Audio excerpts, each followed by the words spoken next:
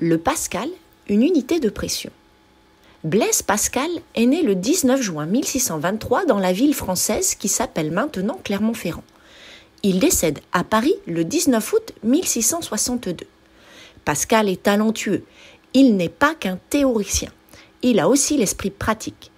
Il le montre en entreprenant en 1642 de construire une machine à calculer pour aider son père, devenu commissaire pour l'impôt dans la région de Haute-Normandie, à faire ses calculs.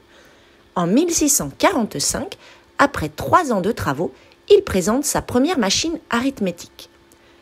Mais Pascal s'intéresse aussi au vide. Il se pose la question du poids de l'air. Il demande alors à son beau-frère de faire l'expérience du puits de Dôme qui a lieu le 22 septembre 1648. Un tube rempli de mercure est retourné dans un récipient contenant du mercure. On observe que la hauteur du mercure diminue dans le tube à mesure que l'on gravit la montagne. La pression de l'air sur le mercure du récipient est plus faible au sommet, à 1465 mètres d'altitude, et le mercure descend dans le tube.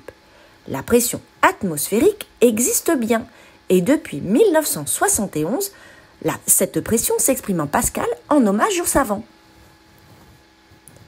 Ainsi, dans le dispositif 1, on voit que la pression atmosphérique est la plus élevée et que dans le dispositif 3, la pression atmosphérique est la plus basse.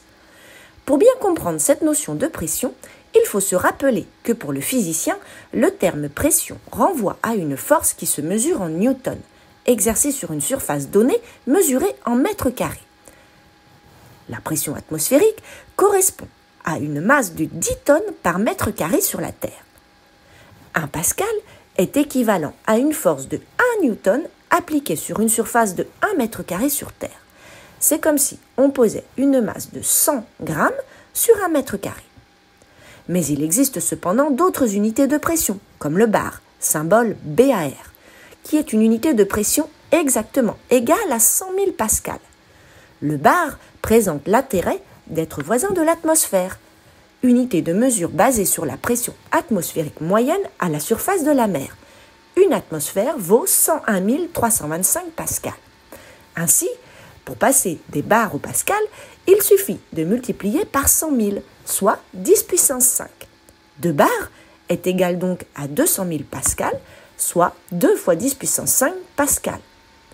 200 bars est égal à 20 millions de pascals, soit 200 fois 10 puissance 5 pascal. Voilà, maintenant vous en savez un petit peu plus sur le pascal.